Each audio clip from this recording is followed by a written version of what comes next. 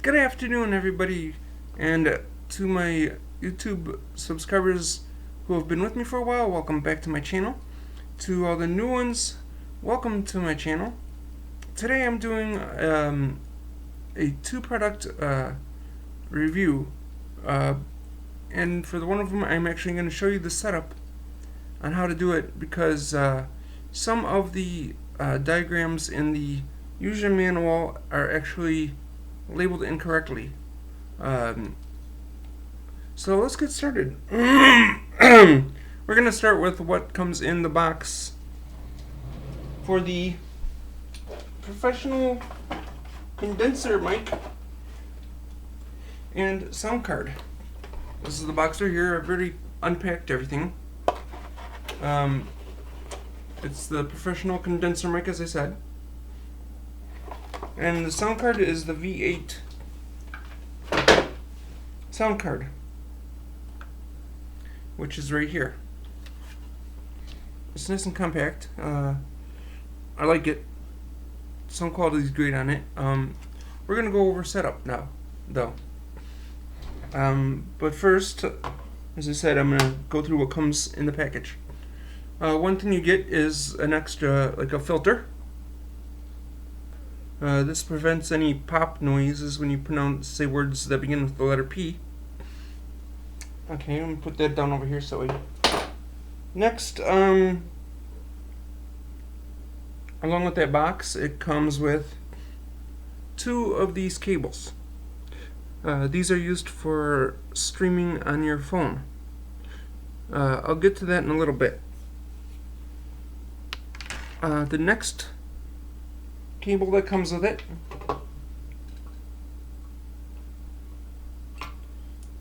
is for your computer streaming. You have the one end that goes into your USB port on your computer, and this end that goes into your box, and you can also use this for charging as well on any USB charger plug. The next thing that comes with your kit is, now we're getting, of course, the box I already said. So we're getting to the main core stuff now.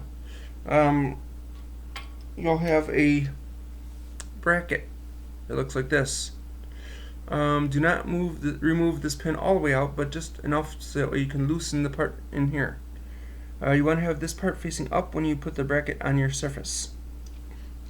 So that goes, since I have like a TV tray, because my dining room table is too thick, or it's not too thick, but I mean it's too narrow on the bottom for it to fit right.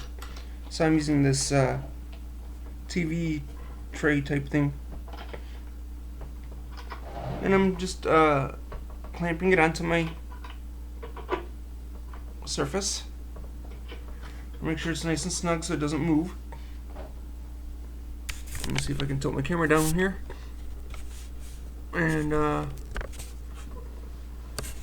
this over. There you go. You should actually see it now. Got the opening here. This button loose. Then you take your microphone arm or boom, whichever you want to call it, and it comes folded up like this in the box. And you just simply open it up a little bit, and now that you have this loose, it should just slide right in. And if it doesn't slide right in, don't force it. You just turn this handle, this knob, a little bit more to the left, and just gently wiggle it until it falls into place, and then tighten that back up so it's nice and snug.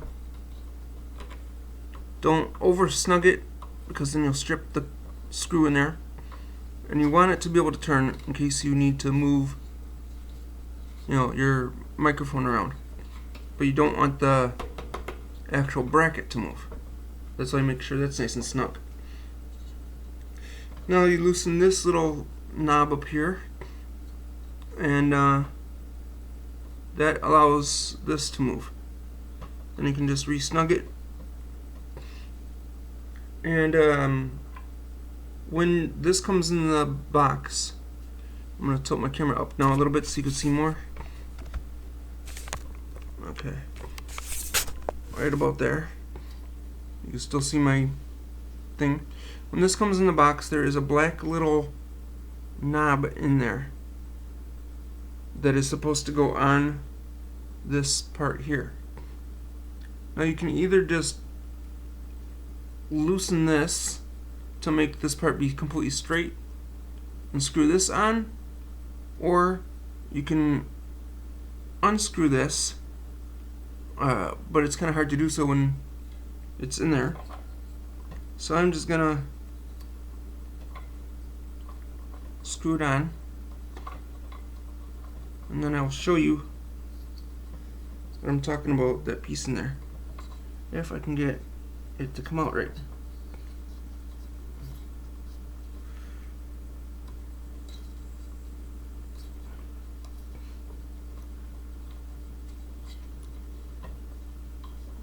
Okay, and I may have over-snugged it in there. So that's what I'm talking about, over-snugging things. I think I may have made it go in there too hard. Ah, there we go, I finally got it loose. Alright. So here's the little piece that I'm talking about that goes on this thing.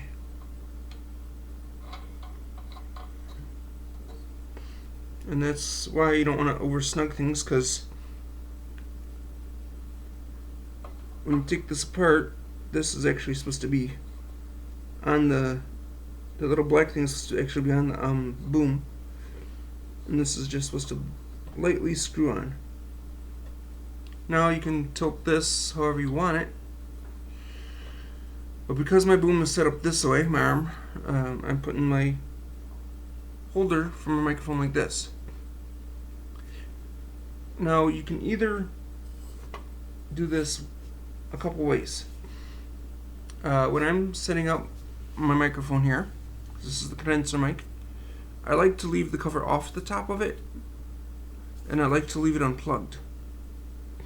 The reason being is because if I plug the cord in right here, I'll have to feed all of this cord through the hole in order to get the microphone in.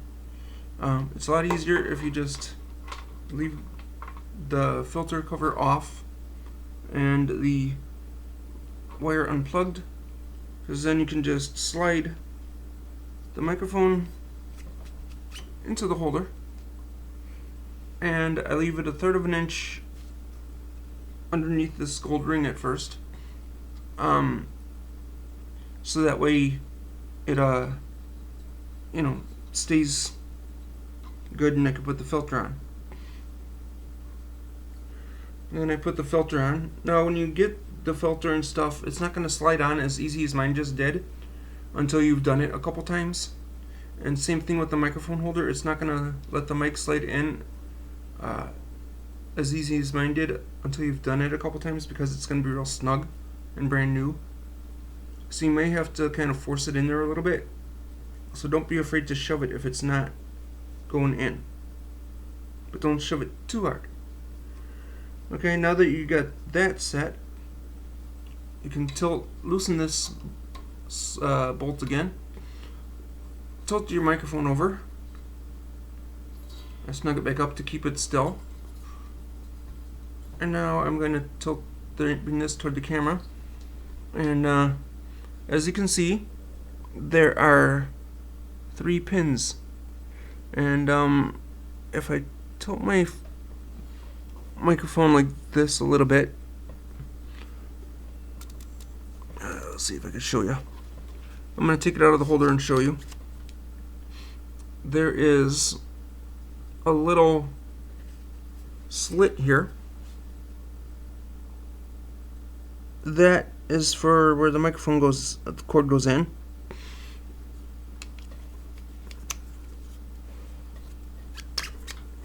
And so you take your microphone cord, and you notice there are 3 dots, or 3 holes on the microphone cord. those line up with the 3 pins. And this little nib here is what lines up with that nib on that bottom part of the microphone. So I'm just going to bring my microphone over this way so I can see what I'm doing. Line up my 3 holes, and you will hear a click when you push it in. That lets you know you have it hooked up right. Then you can put your microphone back upright. And now that that's hooked up, you can then put in the plug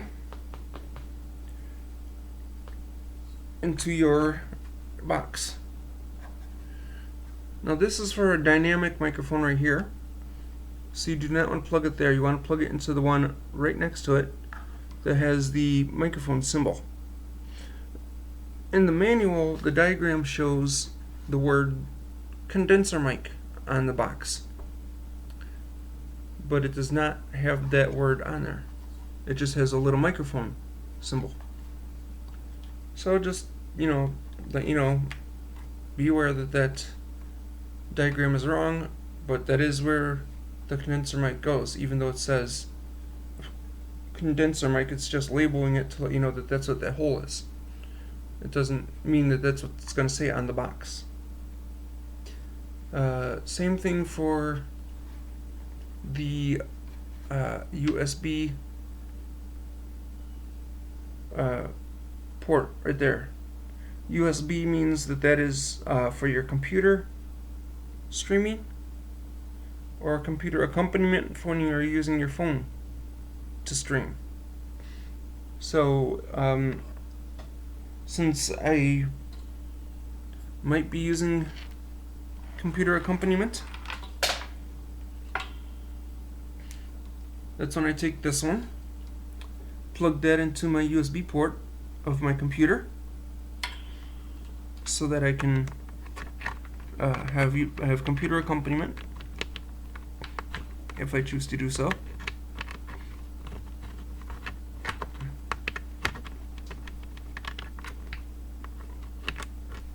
Like that.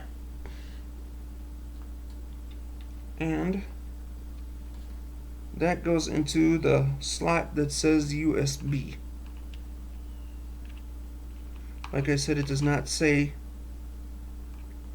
charger / computer like it shows on the manual. And if you put the plug one way and it does not go in, do not force it. That means you're putting it in wrong and you need to turn it over, because it only goes in one way. And now if you notice too, it does not go all the way in. It just goes in a certain distance and then stops. So if you see a little bit of silver here, it's fine. Next is hooking it up for computer use. Oh, and another thing, when this is charging, it'll be red. That means that it's charging up. It'll turn solid green when it's done charging and fully charged. It takes about 5 hours for it to fully charge. Okay. Phone connection. Here's the thing with that. The manual also the headphones. So headphone jacks, that manual does not tell you that you will need to get your own headphones. So I just use regular earbuds, and I just plug that into the headphone jack. It doesn't matter which one you use, left side or right side. I'm just used to the right side, so I plug that into the right side there. And that's if your right side is if you're looking at it where you see all the knobs and buttons. Left side is if you're looking at the back of it directly. All point of view perspective. Alright, another thing that the manual does not tell you you need, because apparently they just expect everybody to have Android phones. The plug-in right here is great. You know, you can do it directly to your Android phone if you have an Android phone with a 3.5mm jack. If you have an iPhone, however, usually the iPhone has a lightning wire charger.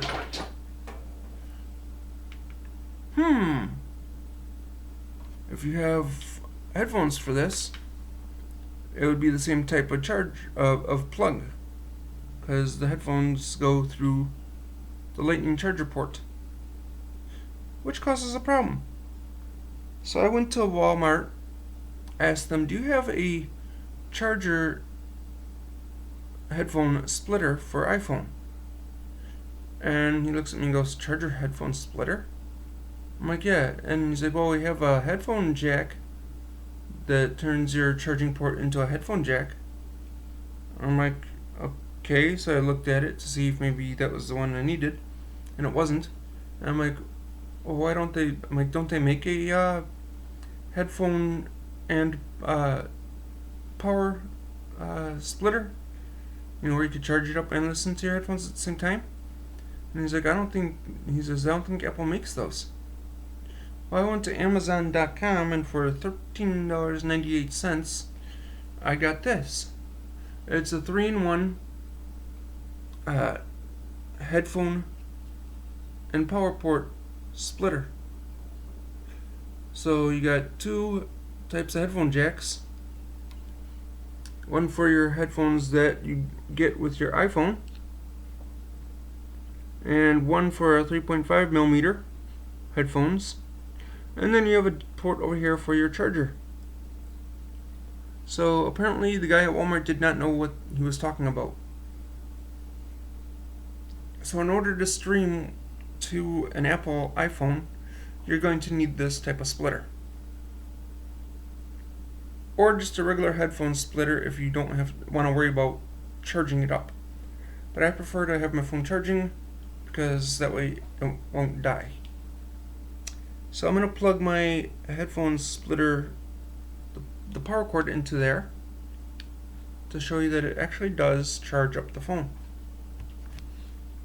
Take my phone, because this is inside of an OtterBox, I'm going to plug that right into my charger port, and you'll hear it ding once I do so. If I can get in there.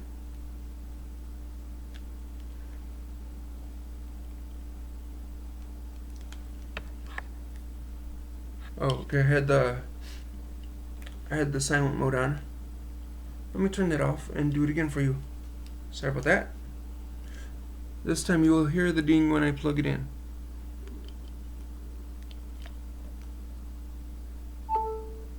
That means now that my phone is charging. So, next,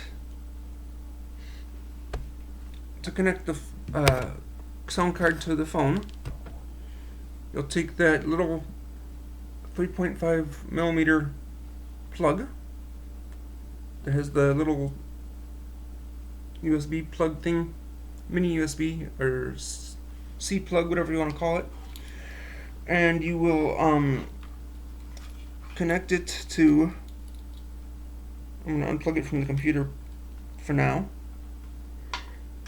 You'll connect it to where it says Live 1. Now the reason why I over-enunciated the word Live 1 is because in the manual, on the diagram, it shows it as mobile on there. But there is no word mobile on this box. So you're going to connect that to Live 1. And again, if it does not go in right, it's probably because you have it upside down. It only goes in one way.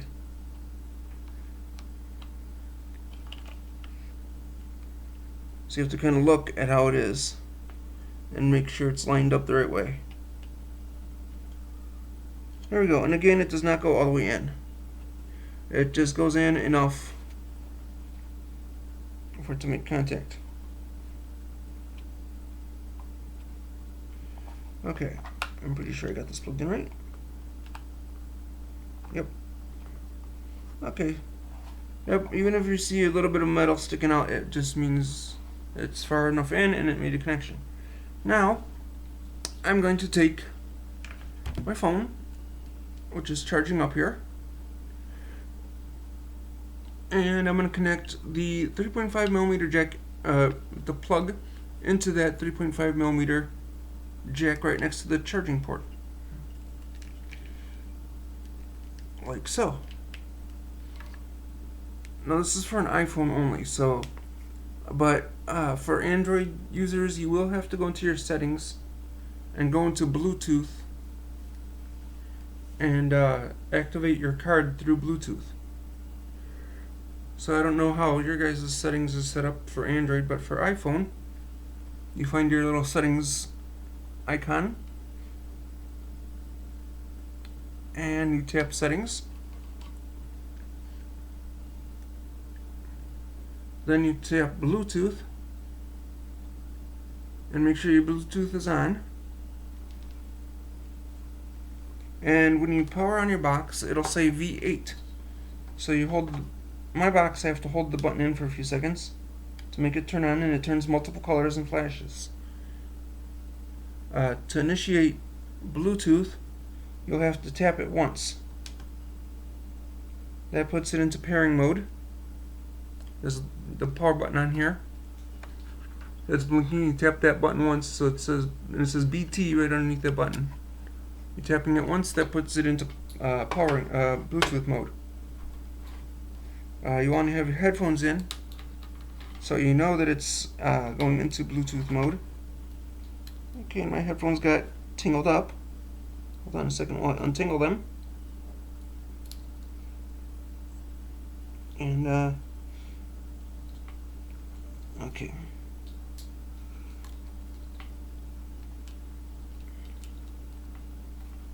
There we go. Now that I got them untangled, I'll hit the V8 on my phone. And after spinning around for a few seconds,